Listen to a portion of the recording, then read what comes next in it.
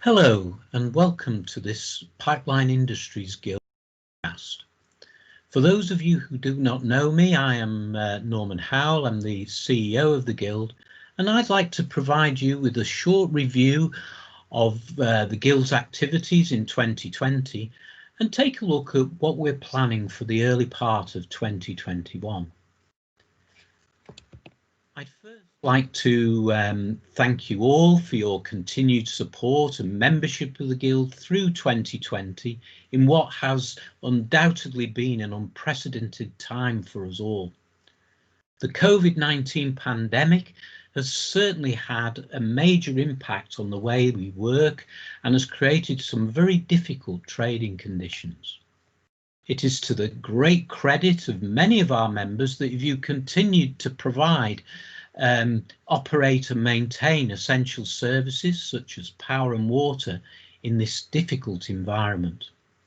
Despite these challenges, the Guild has continued to thrive and take an active role in promoting pipelines and related industries. Our membership does remain resilient, and you can see here that we've welcomed 31 new corporate members this year and a total of 64 corporate members in the last 3 years.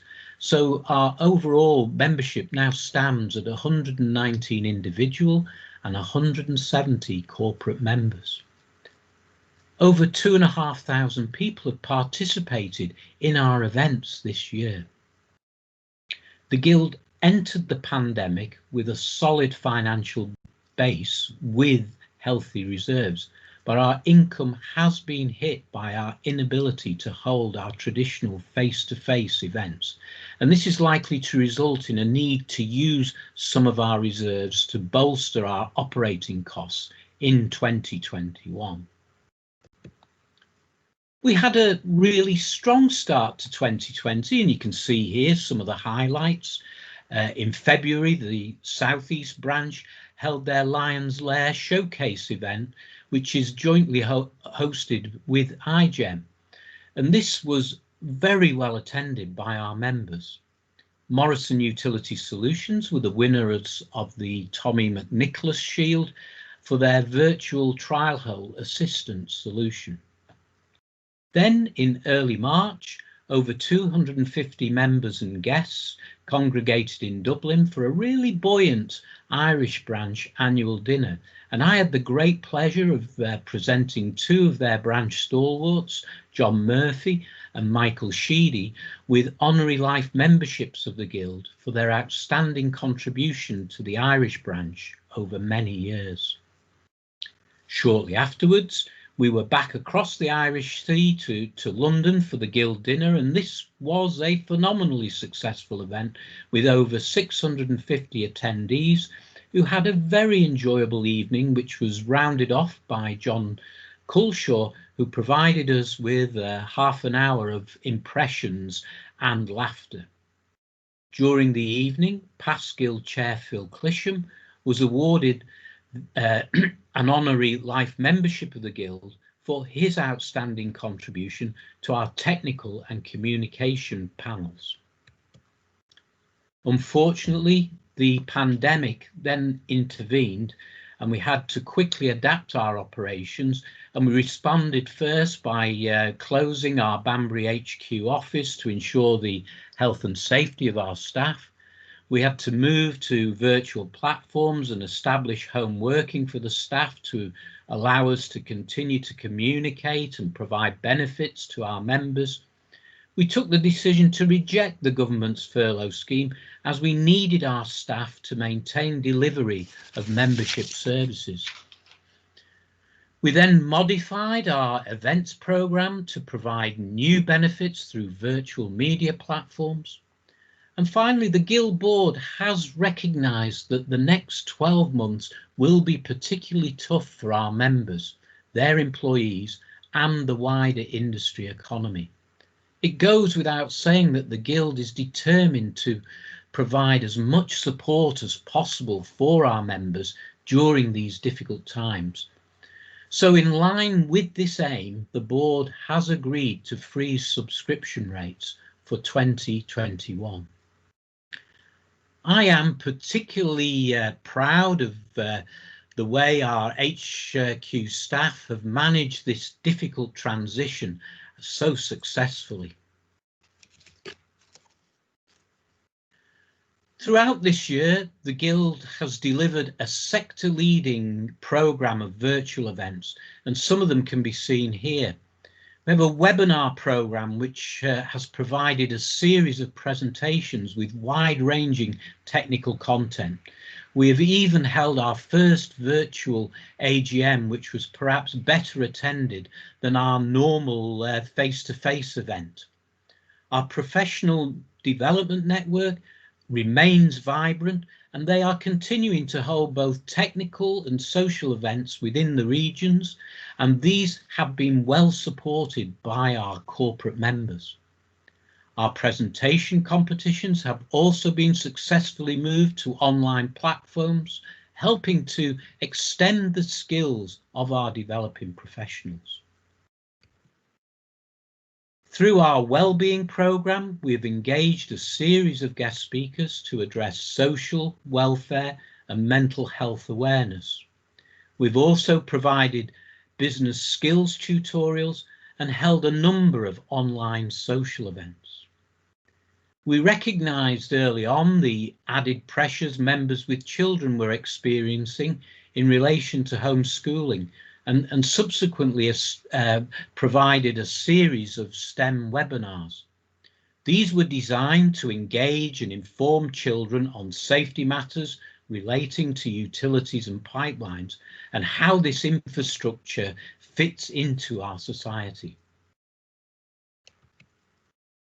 We launched our new website at the end of last year, and I'm pleased to advise you that the members area is now live, offering members access to a wide array of information. So please make sure that you register on the website to gain access to this valuable resource. We're also continuing to grow our social media presence, with the Guild's YouTube channel now hosting nearly 50 presentations. Our LinkedIn site now has over 5,000 connections, and our Twitter feed over 1,000 followers. And during this year, we have collectively raised over £20,000 for good causes at our events. And I'd like to thank you all on behalf of the charities we have supported for your generosity. This year, we've also taken the opportunity to launch some new initiatives.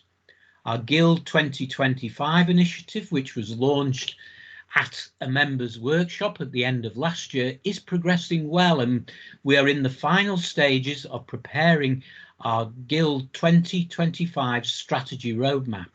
This has been reviewed by the Guild board and will shortly be sent out for members' consultation prior to implementation. We are taking a leading role in promoting protection of our environment through our Guild Goes Green initiative. This was launched in August when we held a series of webinars that were given by industry specialists.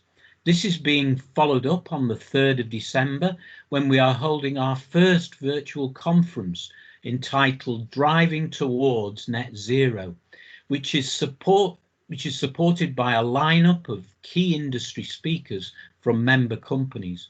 Please visit the Guild website for conference details and registration.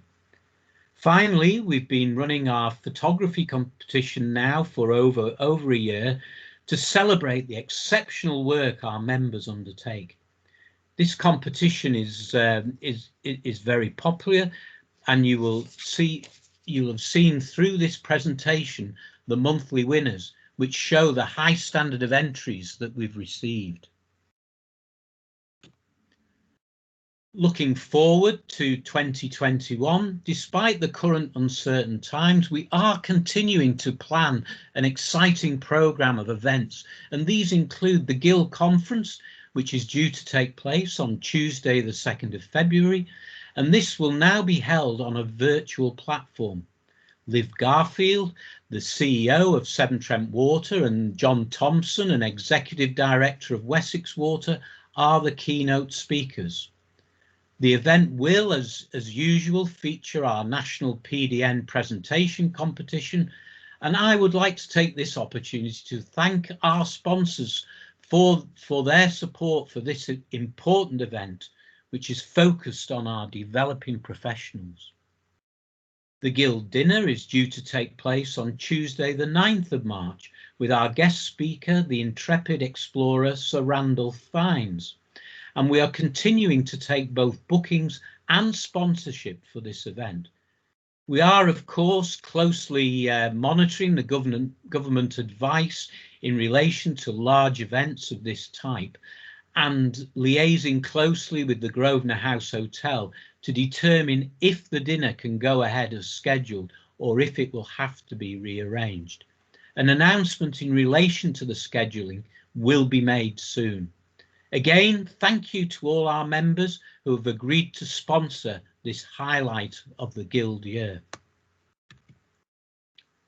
To conclude, I'd like to thank all of our members who volunteer to help the Guild, whether it is by serving on a branch or panel committee, supporting one of our initiatives, or simply helping organise or support one of our events. Without your input, the Guild would simply not function. I'd also like to thank you all for your continued support. 2/3 of the Guild's operating costs are covered by membership subscriptions, with the remaining portion generated through our events programme. As I mentioned earlier, continued restrictions pose a challenge to the Guild's business model, and whilst we have reserves, these are not inexhaustible. So your continued support is vital to us in building a sustainable future for the Guild. Our aim is to continue to provide the very best services possible to all our members, as well as inspiring and supporting the next generation of pipeline professionals. We welcome your feedback on the Guild and our activities so that we can tailor our future programme to meet your needs. So please use the email addresses provided here to contact either myself or the HQ team with your comments.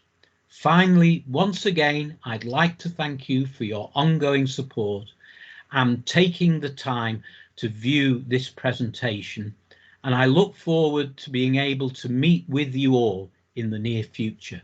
Thank you.